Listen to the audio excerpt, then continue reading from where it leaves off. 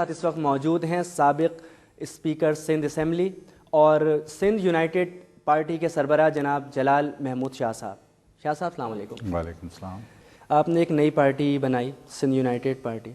کیا مقصد تھا اس کو بنانے کا, جبکہ پہلے بھی کچھ پارٹیز موجود ہیں؟ سندھ کی جو نمائندگی کر رہی ہیں پارلیمنٹ کے اندر جو پارٹیز, ان کے پروگرام اور پریارٹیز دونوں سندھ کی کم از کم نہیں ہیں. اس کی سادہ سا مثال یہ ہے کہ یہ گزشتہ 5 سال کی ہر بجٹ میں نہ کسی حکومت کی الائی پارٹی نے, نہ کسی اپوزیشن کی کسی الائی پارٹی نے آج تک نہ NFC ایوارڈ کی بنیاد پہ نہ بجٹ کو ریجیکٹ کیا ہے.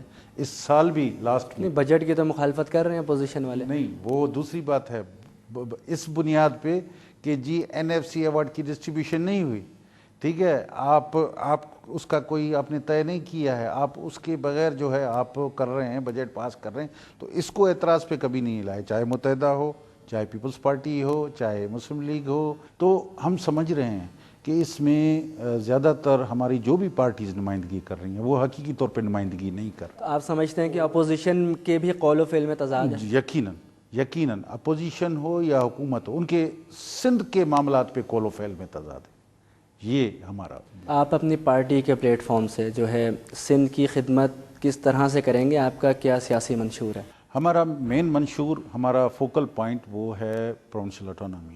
ہم سمجھتے ہیں کہ یہ ملک کثیر القومی ملک ہے, جس کو ایک نے کسی نے نہیں بنایا تھا. اس کو تمام پاکستان میں رہنے والے قوموں نے.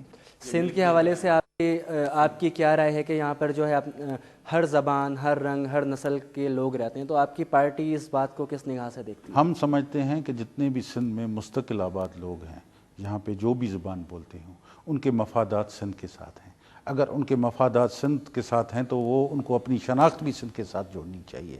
اور ہم سمجھتے ہیں کہ وہ تمام لوگ جن کے مستقل مفادات سندھ کے ساتھ ہیں, وہ ان کے مفادات کو اور اپنی پہچان سندھ کے ساتھ کراتے ہیں, تو ہمارے لیے تو یہ سب سے اچھی بات ہے, قابل تحسین بات ہے. ہم سمجھتے ہیں کہ ان کو پاکستان کے شہری کی حیثیت سے ہر وہ رائٹس کا حق حاصل ہے جو یہاں کے رہنے والے قدیمی ہو یا کوئی اور زبان بولنے والا ہو, اس میں کوئی فرق نہیں. صوبہ سندھ کی جو پرانی سیاسی جماعتیں ہیں, ان کی موجودگی میں آپ کی جو نئی جماعت ہے, آپ کی جو پارٹی ہے, یہ اپنی جگہ کیسے بنائے گی؟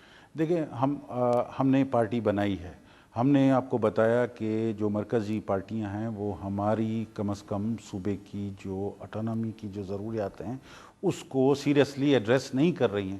اسی وجہ سے باوجود یہ کہ یہ سب سے زیادہ کمانے والا صوبہ ہے, سب سے زیادہ غربت کی طرف دھکیلتا ہوا جا رہا ہے. ہم نے پاور حاصل کرنے کے لیے تو ہر طرح سے وہ کمپرومائزز کیے ہیں, لیکن صوبوں کے لیے, اس صوبے کے لیے, اس کی جو ریسورسز ہیں اس کی مالکی کے لیے, حق حکمرانی کے لیے آج تک ہم نے پارلیمنٹ کے اندر کوئی لڑائی نہیں لڑی ہے, نہیں اس کے لیے ہم نے جد و جہد کی ہے.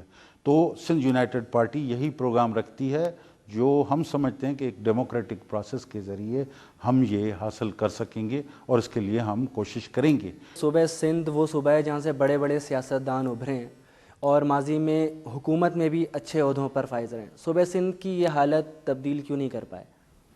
اس ملک کے بنتے ہوئی 2 قسم کے آئیڈیاز یعنی یہاں پہ فلوٹ ہوتے رہے.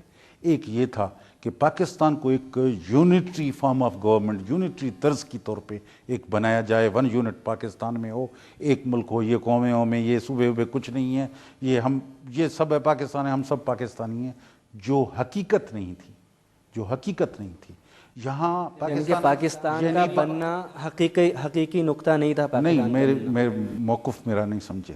یہ 2 پوائنٹ آف ویو تھے. ایک یہ کہتے تھے کہ جی یہ پاکستان جو ہے اب یہ بن گیا ہے, اب اس میں کوئی جو پہلے اس میں رہنے والی قومیں کوئی قوم نہیں تھی, سب یہ چیزیں الگ الگ ہیں, ہم سب ایک پاکستانی قوم ہیں, ہمارے سب مفادات ایک ہیں, سب. یہ حقیقت نہیں ہے. ایک پڑھا لکھا کلاس, ایک سندھی بولنے والا, ایک اردو بولنے والا, ایک پشتو بولنے والا, یہ ایک حقیقت ہے, یہ ایک تاریخی حقیقت ہے جس کو ہم جھٹلا نہیں سکتے. پہلے اس کو بات کو ماننا پڑے گا, سمجھنا پڑے گا, اس کے بعد جو ہے پھر آپ. تو ان کا یہ آئیڈیا تھا کہ جی ہم جب پاکستان میں آئے تھے, کم از کم میرے دادا جی ایم سید صاحب نے 3 مارچ 1943 میں سندھ اسمبلی میں ریزولوشن ایک پاس کیا تھا کہ ہم قرارداد لاہور میں کو سپورٹ کرتے ہیں، جو قرارداد پاکستان کہلائی بعد میں، اور وہ یہ ہے کہ پاکستان ایک وفاق بنے گا جس میں ریاستیں جو خود مختار ہوں گی۔ صوبائی خود مختاری آپ کی نظر میں کیا ہے؟ آپ کس کو سمجھتے ہیں کہ وہ صوبائی خود مختاری ہے؟ مکمل صوبائی خود مختاری کا مطلب ہے کہ فائنینشیل آٹونومی، آپ کے ریسورسز کے آپ خود مالک ہوں، آپ اس کو خود چلا سکیں، ٹھیک ہے، جہاں پہ ایسا ملک جس کو خود چلا سکیں اپنی ضروریات کے تحت، صوبہ اپنے ریسورسز خود پیدا کرے اور خود چلائے۔ سندھ میں جتنی بھی سیاسی پارٹیاں ہیں وہ مختلف الائنسز میں بٹی ہوئی ہیں، مذہبی جماعتوں کو دیکھیں تو MMA کی صورت ہے، حکمراں جماعتوں کا الگ گروپ ہے، اپوزیشن جماعتوں کا الگ گروپ ہے، آپ کی پارٹی کہاں کھڑی ہے؟ اس وقت 2 کیمپ بنے ہوئے ہیں، تو کم از کم ہم اس وقت عدلیہ کی جو یعنی بالادستی ہے، اعلیٰ عدالتوں کی، آزاد عدلیہ کی جو ہیں، ہم حکمرانی کے سپورٹر ہیں، ہم اس کو سپورٹ کرتے ہیں۔ ہماری سندھ یونائٹڈ پارٹی نے اس کو سپورٹ بھی کیا ہے، ہمارے پارٹی کے وکیل، ہمارے دوست سب اس میں چیف جسٹس اگر کامیاب ہو جاتے ہیں تو آپ سمجھتے ہیں کہ یہ عدلیہ جو ہے آزاد ہو جائے گی؟ کسی نہ کسی حد تک یقیناً ہوگی۔ جبکہ چیف جسٹس پہ ایک یہ الزام بھی آتا ہے کہ انہوں نے PCO کے ذریعے جو حلف اٹھایا تھا۔ یقیناً یہ الزام اپنی جگہ پہ ہے اور یہ وجہ ہے، لیکن اس کے علاوہ آپ کے پاس الٹرنیٹ اس کے علاوہ اور کیا ہے؟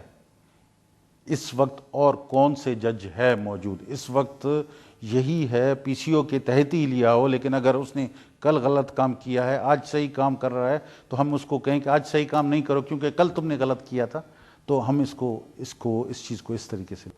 بہت بہت شکریہ سر آپ کا۔ ناظرین، اب بات کر رہے تھے سابق اسپیکر سندھ اسمبلی اور سندھ یونائٹڈ پارٹی کے سربراہ سید جلال محمود شاہ صاحب سے۔ اسی کے ساتھ پروگرام وقت کم ہے کی پروڈکشن ٹیم کے ساتھ مونس رضا کو اجازت دیجیے۔ اللہ حافظ۔